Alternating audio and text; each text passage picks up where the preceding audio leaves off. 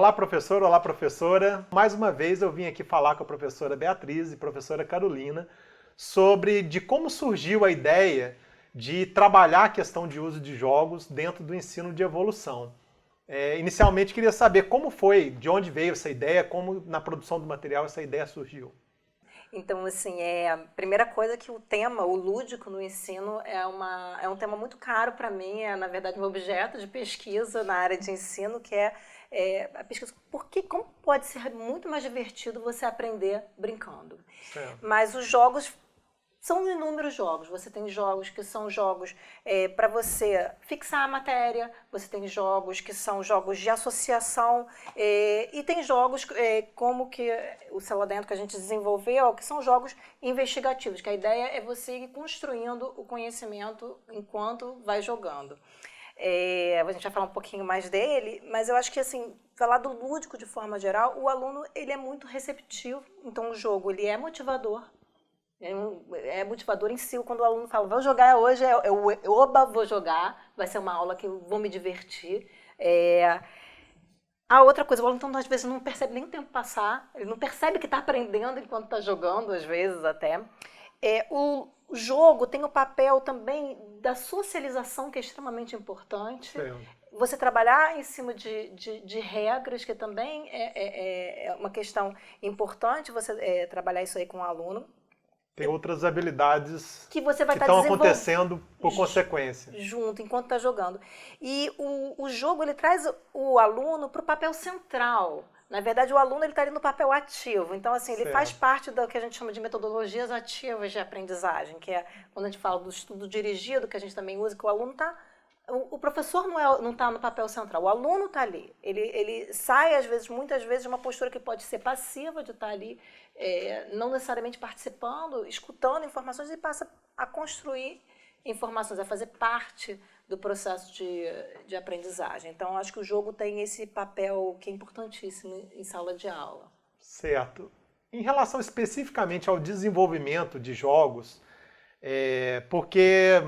claramente, vocês não estão só indicando 2 jogos nesses roteiros de ação, vocês estão dando estratégias que o professor pode trabalhar no uso desses jogos em sala de aula, que a gente vai até detalhar um pouquinho mais aqui em cada um dos roteiros. Como foi o desenvolvimento desses roteiros de ação a partir de jogos? Foi uma coisa simples de fazer? Quais foram os desafios para vocês? Pois essa é uma questão que é interessante, porque... nem sempre o que você produz é fácil de você explicar como que você fez e enfim, ter clareza de tudo para que o professor possa pegar e adaptar a sua realidade. Certo. Então, a gente teve em outra unidade, né, Bia, a experiência que a gente pegou um jogo que a gente achou super interessante, que estava publicado na revista Genética na Escola, Galápagos. E quando a gente foi montar o jogo, foi jogar, especificamente jogar para a gente poder descrever como é que se jogava e fazer esse passo a passo. É uma boa dica para o professor, que ele jogue antes de é fundamental. Usar em sala de aula. Né? Sim, é fundamental que ele conheça as regras do jogo e a dinâmica do jogo, é muito importante. Então, quando a gente for jogar, a gente falou, peraí, eu não estou entendendo, isso aqui que se faz como? Isso aqui e isso aqui. Aí a gente escreveu para o autor, aí não conseguimos esse contato com o autor. Enfim, a gente teve que elaborar um jogo em cima desse jogo que a gente já tinha achado bacana. Pode ter ficado mais bacana ou não, a gente não sabe, porque a gente não entendeu muito bem como era o primeiro. Mas assim, a gente teve que elaborar um outro material em cima desse daí para conseguir passar o passo a passo. Então, assim, nem sempre explicar o que você faz é trivial. Certo. E aí a gente teve muita ajuda do pessoal também do design institucional do CEDERJ. É verdade, seja dita. Não, peraí, não está dando para entender como é que foi. Certo. Bota imagens e tudo. Tá. Por isso, quando eu falei, quando esse jogo, Um Presente para Darwin, quando eu trouxe, saído da minha sala de aula, né, e trouxe para o grupo, foi muito importante, porque eu tinha um relato que era a minha maneira, escrito por mim, lido por mim, para os meus alunos. Então, estava tudo certo, né? Eu tinha domínio completo do que devia ser feito. Quando você pega esse material e coloca para um outro professor que vai pela primeira vez ler as regras do jogo, ele precisa entender, porque ele vai precisar replicar aquilo na sala de aula dele. Então, é um outro cuidado que você tem que ter. há passos do jogo que muitas vezes não estão por escrito e que precisam começar a ficar por escrito, né? Para que o professor possa replicar aquilo. Replicando aquele jogo na sua sala de aula, ele pode então começar a fazer suas interferências pessoais. Certo. Para os meus alunos, no meu contexto, é melhor que seja não desse jeito, mas dessa outra forma. Agora, se a gente não passar esse como fazer o jogo, como jogar, de uma maneira muito clara e muito detalhada, o professor fica sem condição de fazer a sua interferência, ou seja, fica sem condição de se apropriar daquele jogo, de se adonar, de se tornar dono do jogo e passar em cima daquele jogo a fazer o dele, né? A fazer talvez um outro jogo até, né? Criar um outro jogo em cima daquela experiência, porque ele não entendeu bem quais foram as regras. Certo. Como essa questão de... Porque muitas vezes o professor também pode acabar caindo na situação de apenas criar uma atividade lúdica, mas que não está tão conectado aos seus reais objetivos de aprendizagem ou até mesmo ao que ele precisa lidar no currículo, né? Então isso é um desafio para o professor selecionar uma estratégia lúdica, mas que ao mesmo tempo também atenda ao que ele está trabalhando dentro da sala de aula, né? Como que vocês acham que o professor pode trabalhar isso? Bem, se o professor entrou em contato com um jogo, certo. Ele tem que jogar. Ele tem que jogar numa situação que não seja na sala de aula com os alunos. Ele tem que jogar e jogar algumas vezes e refletir um pouco sobre que conexões aquele jogo, né, pode criar para os assuntos que ele já deu ou que ele vem a dar. Certo. Então é uma reflexão. Então eu acho que tem leitura, tem estudo, tem o jogar, o fazer, e tem certo. Que retornar ao estudo, à reflexão, para que ele possa criar essas conexões.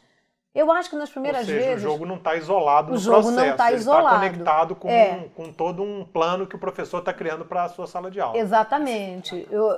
Eu posso falar um pouco da minha experiência com esse Um Presente para Darwin. Quando eu criei esse jogo, eu não tinha certeza se ele ia dar certo ou não. Certo. Então eu joguei várias vezes, joguei com outros professores, daí saíram algumas ideias, né? Aqui tem uma conexão, aqui tem outra. Limpei um pouco o terreno para deixar essas conexões no início mais simples, para ficar mais fácil de trabalhar e de executar em sala de aula. Comecei a jogar, os alunos começaram a jogar.